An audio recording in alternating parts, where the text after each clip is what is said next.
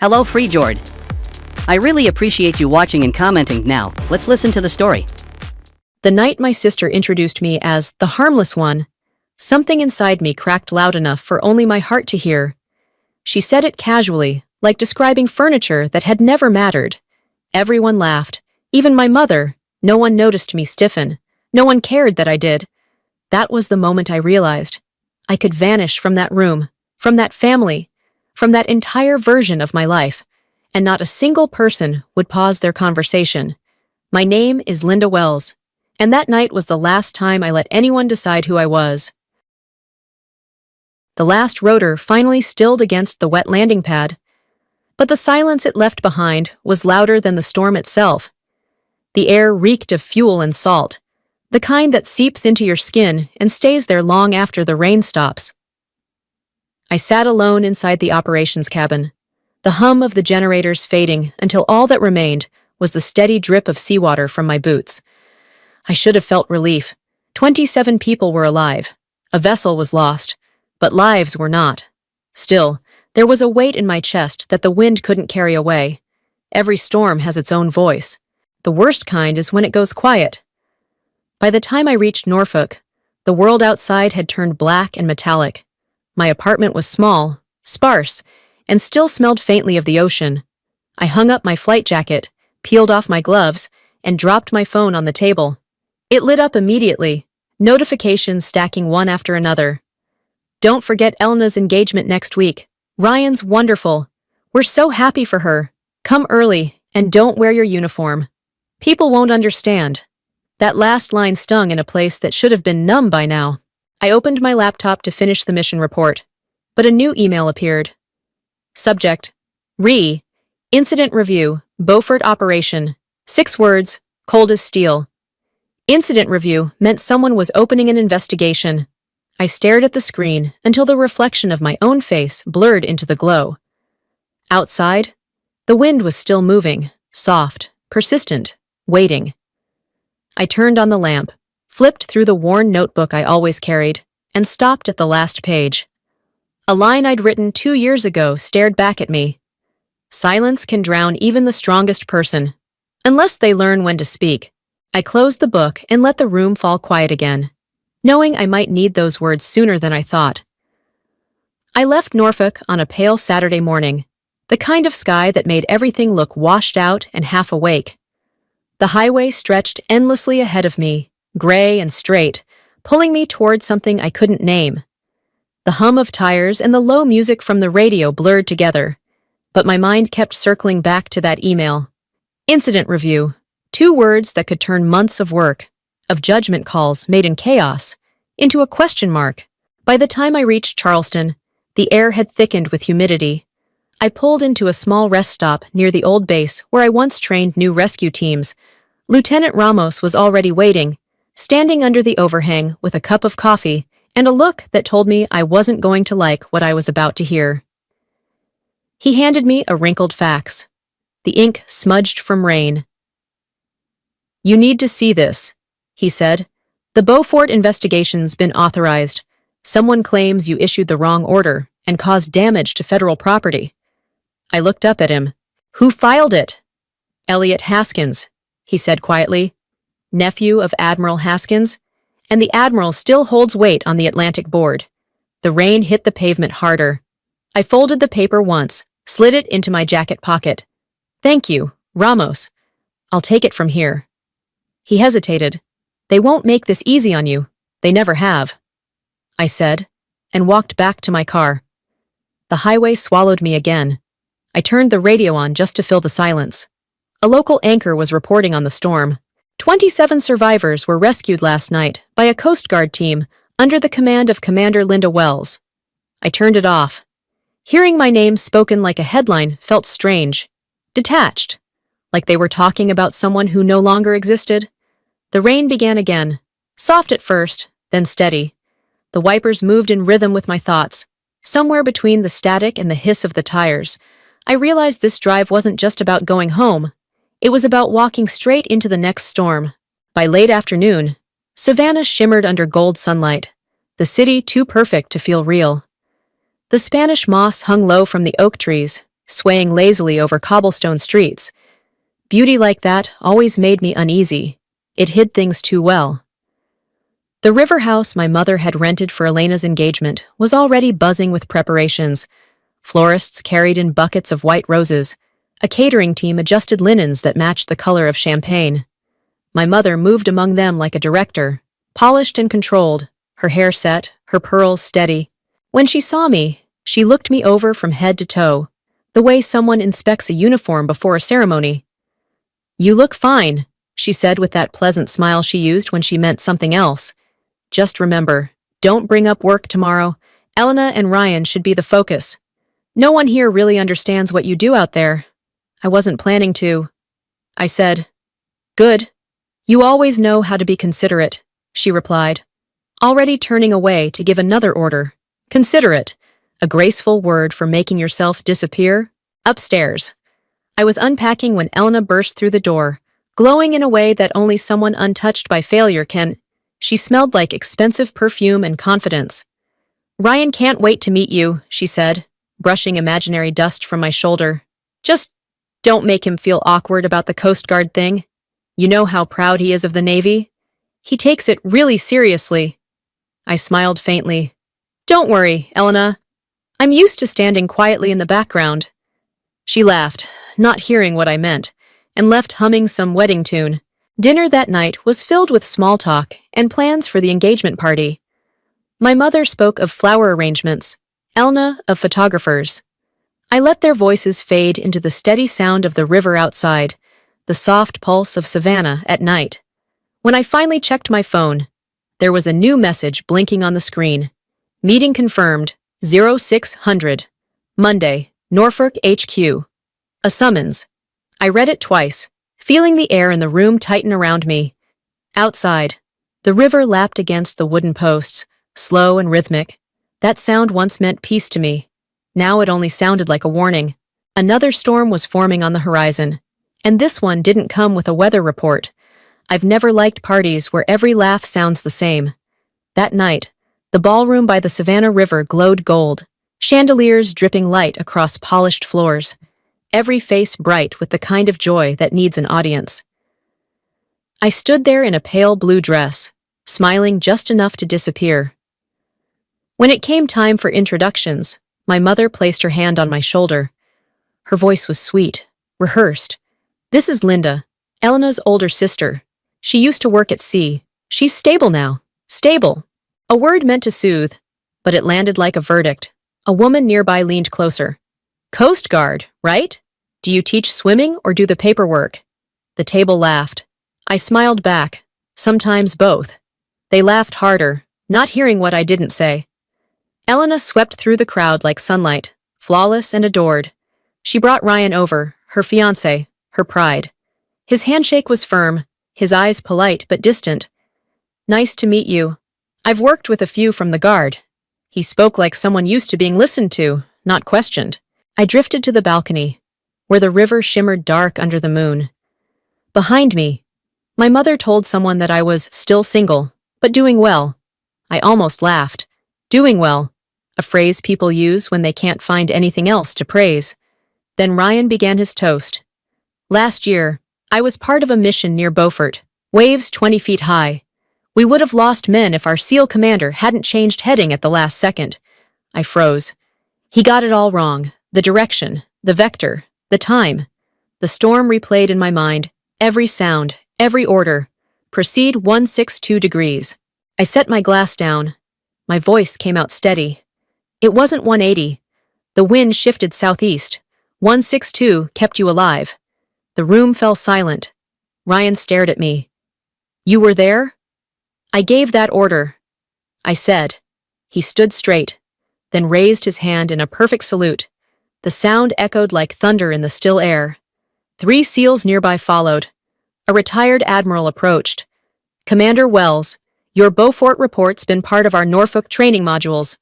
The whispers began. Elena's smile faltered. My mother's glass shook. "You're a commander?" she whispered. "I always was," I said quietly. Then my phone buzzed. A message flashed. "Effective immediately. Commander Wells suspended pending investigation. Report 0600 Norfolk HQ. The air vanished from my lungs. I slipped the phone into my clutch and met Elena's glare. You couldn't let me have this night, could you? She hissed. Don't worry, I said softly. I don't need your stage. I just need the truth. No one stopped me as I left. The laughter resumed behind me, muffled and hollow, as if the storm outside had swallowed the sound whole. Rain swallowed Savannah. Streetlights shimmered against flooded pavement as I gripped the wheel. Pulse still pounding. Ryan called 3 times. I didn't answer. HQ messages filled the screen. Report immediately. The storm outside matched the one building in me. Every mile north replayed the radio crackle of Bowfort, the roar of waves, the voice that once trusted mine. Then my phone rang again.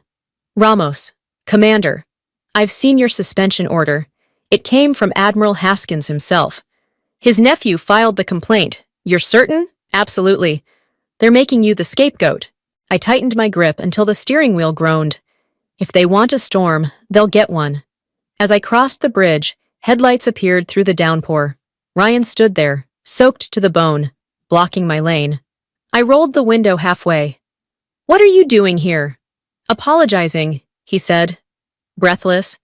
I didn't know it was you in Bowfort. You saved my life. You don't owe me anything. I did my job. You need to know. Haskins mentioned your name. He's coming after you. I met his eyes through the rain. I've survived 80-knot winds. Captain, I'll survive this too. He stepped aside. I drove past. The wipers beat faster, drowning the sound of my heartbeat. The radio hissed with static. A weather alert warning small boats to stay ashore along the Virginia coast. A storm warning, or maybe a sign. Lightning split the sky ahead, flashing silver across wet asphalt. In every strike, I saw the same night, screaming wind, the order I gave, the 31 lives saved. Now that same decision was a weapon pointed back at me. I turned the volume up, letting the rain erase everything behind me. The road stretched forward like an unbroken wave. I pressed the gas harder, driving straight into the storm that had been waiting all along. Rain followed me out of Savannah, hitting the windshield so hard it sounded like 1,000 small betrayals. The road stretched ahead in a blur of gray, headlights scattering across puddles that reflected nothing. I didn't feel tired, just emptied out. It was the kind of hollow that comes after realizing you've been living as someone else's afterthought. Ryan's name flashed on my phone. I let it ring, crossing the Ravenel Bridge. I pulled over, stepped out into the storm, and let the rain soak through my clothes. The city lights disappeared behind me, swallowed by darkness. A few hours ago, a room full of people had seen me for the first time. Now, I was suspended. I used to think storms ended once you left them, but sometimes they just learn your name. My phone rang again. Ramos's voice crackled through static. Commander, I've seen your suspension order. Admiral Haskins signed it himself. His nephew Elliot filed the complaint. So that was it. Not procedure. Politics. Keep a copy. I said, I'm coming back tonight. You sure you don't want a break? I don't get breaks. By 2 May. I stopped at a gas station. The rain hadn't let up. Ryan called. I hesitated, then answered. They're calling you reckless at the base, he said. Haskins wants to make Bowfort a warning. I won't let him. You don't owe me anything. Ryan, it's not about owing. You saved me. They're rewriting history. Then let them write, I said quietly. I'll fix their grammar. I hung up. Lightning cut the horizon open, showing the highway ahead, long, merciless, without exits. Near dawn, I reached Norfolk. The rain had faded to mist. 2 junior officers stood near the hangar. One whispered, That's her, the one who gave the wrong order. I heard it, said nothing. Being misunderstood by strangers is easy, but when your own system turns its back, that's a wound you don't recover from. The hearing room was bright and cold, all glass and fluorescent light. 6 officers sat across from me. Admiral Haskins at the center. Commander Wells, he began. You're accused of changing course without clearance, causing $400,000 in damage. What do you have to say? Radar logs, signatures, and an audio recording. I replied. I played the data. Winds shifting southeast at 21:43. Course corrected to 162. Elliot interrupted. You forged that. I slid the logbook forward. That's your handwriting, Lieutenant. Silence followed. Then I played the radio file. My voice came first. Request heading change to 162. Then his uncle's. Clear and irrefutable. Proceed 162. Confirmed. The room froze. A young officer looked at Haskins. That's you, sir. He didn't answer. The chair finally spoke. Suspension lifted. Commander Wells acted by protocol. Admiral Haskins. Prepare your report. I saluted. Thank you for letting me speak. Outside. The air smelled of salt and sunlight. My phone buzzed. Ryan. You're cleared, he said. News travels fast. I'm telling Elena the truth. Then do it for the truth. I told him, and hung up. The storm had passed, but not the one waiting back in Savannah. That afternoon, I sat alone in a small room overlooking the Atlantic, the sky the color of steel. When the board entered, no one looked at me. The lead officer spoke quickly, his tone as dry as paper. Commander Wells acted within SAR protocol. No grounds for suspension. Admiral Haskins will be placed on administrative leave pending review. I nodded. No applause. No handshakes. Only the dull echo of chairs scraping the floor before they left me in silence. The fluorescent light glared off the metal table, reflecting a face I barely recognized. Tired. Pale. Hollow-eyed. Truth had cleared my name, but it had also stripped everything else away. People say the truth sets you free, but they forget to mention it leaves you standing alone. Outside, wind swept the pier, carrying the sharp sting of salt. I removed my cap, letting the air tug at my hair. The ocean lay still, pretending peace. My phone buzzed. A message from Ryan. They can't rewrite the ocean. Thank you. I didn't answer. I wanted silence more than praise. As the sun sank behind the horizon, I knew where I was headed next. Savannah. Not for vindication, but to finally close the wound that never healed. Savannah greeted me with a gray sky and air thick enough to taste the coming rain. The house by the river hadn't changed. Still beautiful, still too polished to feel real. The same curtains, the same faint smell of lilies, the same illusion of warmth that never reached the walls. My mother sat on the porch when I pulled in. Her hands trembled slightly when she saw me. Inside, Elena and Ryan were clearing the last of the dried flowers from the engagement party that had ended the night. Everything began to fall apart. For a moment, no one spoke. The silence between us was heavier than any accusation. At last, my mother's voice broke the stillness. You're not angry with me, are you? No, I said. I'm just tired of making myself smaller so other people can feel comfortable. She lowered her eyes. I only wanted to protect Elena. She's always been afraid of being compared. I didn't realize how much you've grown. I smiled faintly. I haven't grown, Mother. I've just survived longer. Elena stepped forward, her eyes red-rimmed. I was wrong. I never understood what you carried. You don't have to understand, I told her. Just remember that respecting someone can save them in ways pity never will. Ryan approached quietly and handed me an envelope. From SEAL Command. They wanted you to have this. It's official recognition for saving lives in Bowfort. The words were simple, military plain. In recognition of Commander Linda Wells, whose leadership prevented the loss of U.S. personnel. I folded the letter, nodding once. Thank you, Ryan. Papers can record it, but peace comes from knowing I did what was right. My mother reached for my hand, her voice cracking. Can you forgive me? You don't need forgiveness, I said softly. Just stop believing I have to shrink so others can grow. The wind swept through the porch, carrying the scent of the river and wet earth. For the first time in years, the silence didn't sting. It simply settled. In that quiet, I realized I didn't need to win. I just needed to let go. I returned to Norfolk at dawn. The horizon was still half asleep, brushed in pale gold as the first light touched the water. The sea was calm, smooth as glass, the kind of quiet that felt almost sacred after too many storms. I wore my uniform and walked down the pier. No one was there, just the gulls circling above, and the gentle rhythm of waves against the dock. My phone buzzed once in my pocket. A message from Elena. "I told everyone about you. They should know who you are." I smiled, faintly. There was no need for apologies anymore, no need to be understood. I slipped the phone away and stood still, letting the morning wind move through me. Sunlight glanced off the silver insignia on my shoulder, a single glint of something real and enduring. I thought of the storms, the rescues, the laughter I never joined, and the names I carried in silence. All of it condensed into one truth. I was still here. No applause, no headlines, just the steady breath of someone who'd survived. As I turned from the pier, leaving the tide behind, I finally understood. Some battles end not with victory, but with peace. And peace, I realized, was enough.